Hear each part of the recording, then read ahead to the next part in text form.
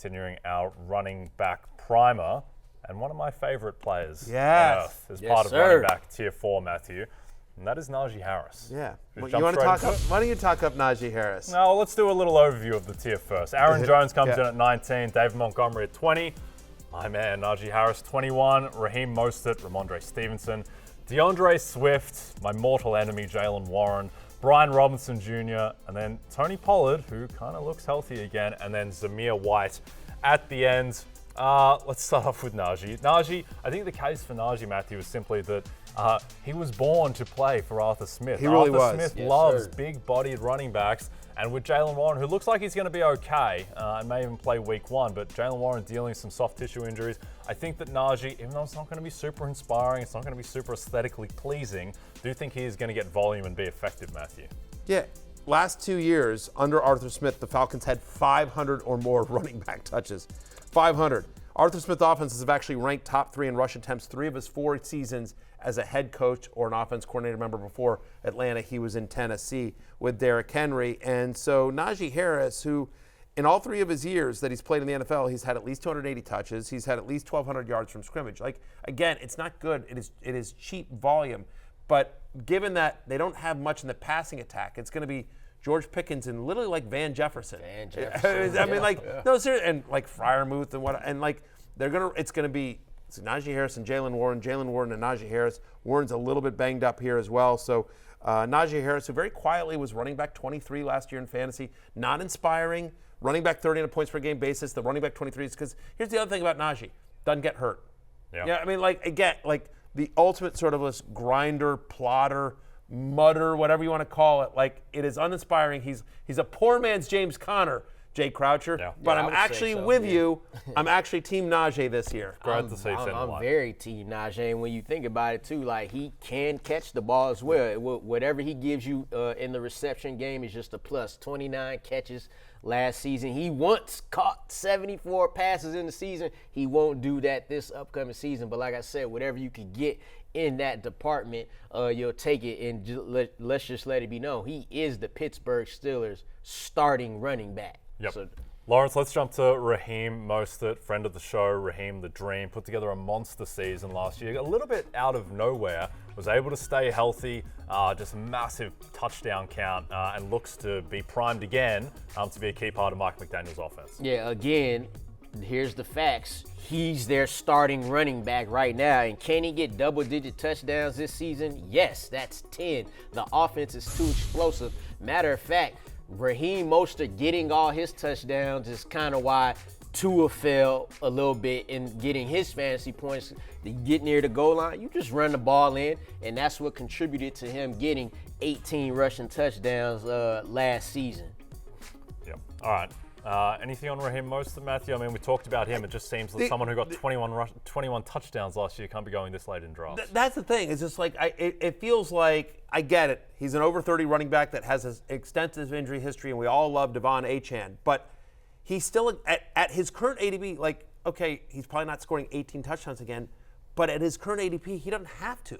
Right. Like, if he scores 8 to 10 this year, which is very much within the realm of possibility, like, he's a perfectly good value. I actually love this tier, right? You know, Brian Robinson's another guy. I've talked about him a lot on this show, so I won't go into it. But, like, there's a lot of guys in this tier that I think are sort of underrated that and Mostert is, I think, kind of the poster child, if you will, for, like, going too late. Yep. Especially, by the way, if you decide to blow off running back earlier, you only go, like, you go 1 RB or 0 RB, whatever, hero RB or 0 RB.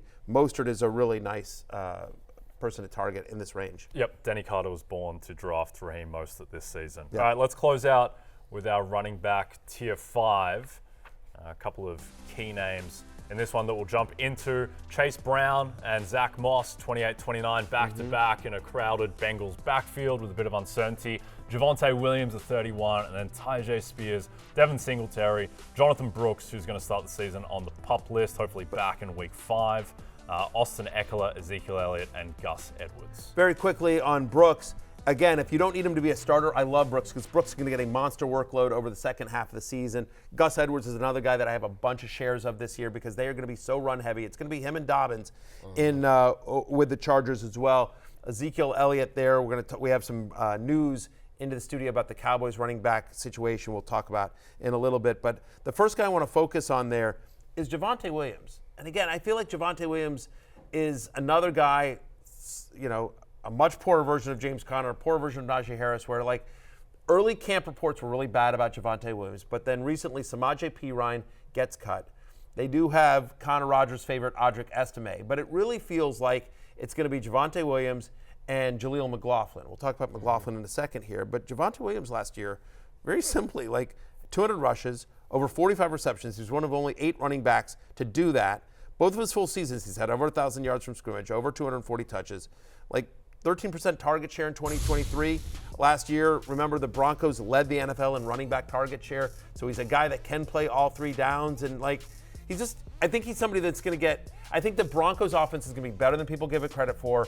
And he's going to be out there a lot. And he's just going dirt cheap. Like, again, not exciting, but like better than where he's going. Yeah, also, too, you got the rookie quarterback. You have, after Cortland Sutton, as far as wide receiver goes, a lot of guys, Marvin Mims and those guys have to kind of prove themselves. Yeah. So you should, Javonte Williams and Jaleel McLaughlin, who, like you said, we'll talk about, I think both of those guys will be leaned on. Yep. All right, let's jump to my beloved New York Giants and our superstar running back, Devin Singletary, who I think the best thing to be said for Devin Singletary, Matthew, is kind of that he just exists. And he's in this offense, and he's familiar with Daboll's system, and it seems like he's going to be the lead guy and get work in an offense that I don't think is going to be great, but at the same time, he should be able to get the volume that overcomes that.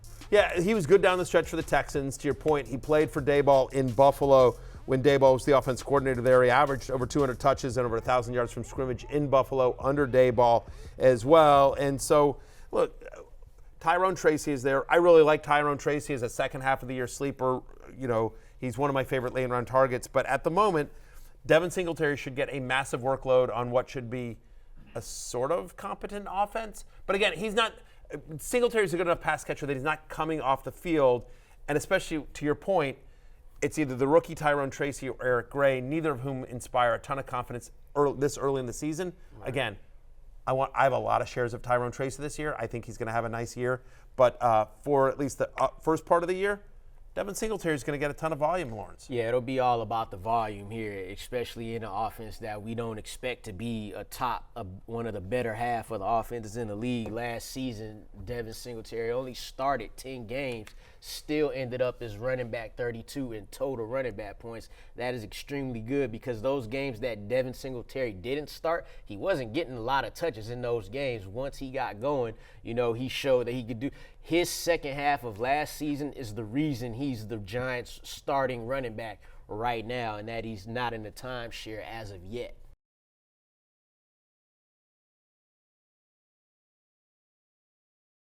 Hey, it's Matthew Berry from NBCSports.com and RotoWorld.com, and I want to thank you so much for watching whatever it is you just watched, or if nothing else, being too lazy to click out of the autoplay after this video started, after whatever it is you actually wanted to watch finished.